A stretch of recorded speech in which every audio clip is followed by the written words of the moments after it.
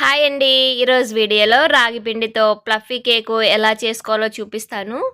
ఫ్లఫీగా, స్పాంజిలాగా చాలా టేస్టీగా ఉంటుందండి. రాగి పిండి హెల్త్‌కి చాలా మంచిది కాబట్టి ఇలా చేసి పెట్టామంటే పిల్లలు కూడా ఇష్టంగా తింటారు. వాళ్ళతో హెల్తీగా తినిపించినట్టు కూడా ఉంటుంది కదా! తప్పకుండా ట్రై చేయండి. ఈ రెసిపీ కోసం ముందుగా కేక్ టిన్ తీసుకొని, కేక్ టిన్ లేకపోతే అల్యూమినియం పాత్రలు ఉంటాయి కదా!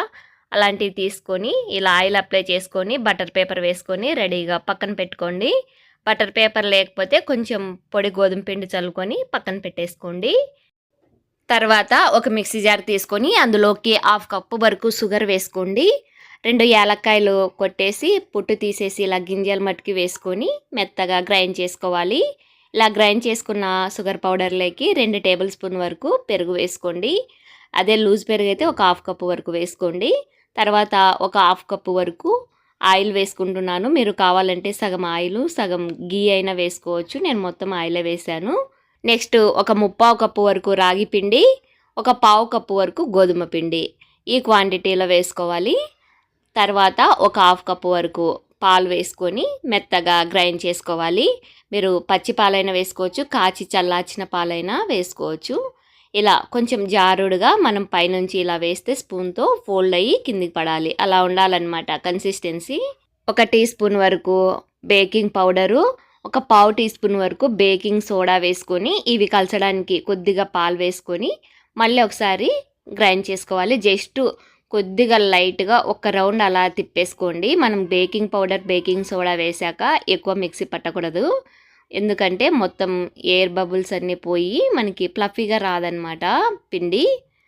సో అందుకు కొద్దిగా అలా జస్ట్ ఒక్క రౌండ్ అలా తిప్పేసుకొని ఈ బ్యాటర్ని మనం ముందుగా ప్రిపేర్ చేసి పెట్టుకున్న టిన్లోకి వేసేసుకోవాలి.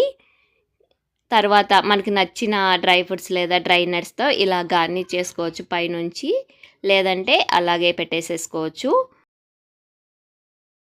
నెక్స్ట్ స్టవ్ మీద ఒక గిన్నెలోకి ఇసుక వేసుకొని లేదా ఇలా సాల్ట్ వేసుకొని ఒక స్టాండ్ పెట్టేసుకొని అందులోకి మనం కలిపి పెట్టుకున్న కేక్ బౌల్ పెట్టేసుకొని ఇలా పైనుంచి కవర్ చేసుకోవాలి క్యాప్తో.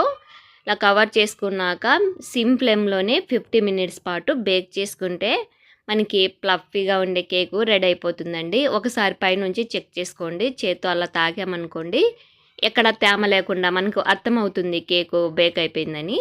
అలా ఉన్నప్పుడు ఇంకా స్టవ్ ఆఫ్ చేసేసుకొని మినిమం అయితే 50 మినిట్స్ పడుతుంది.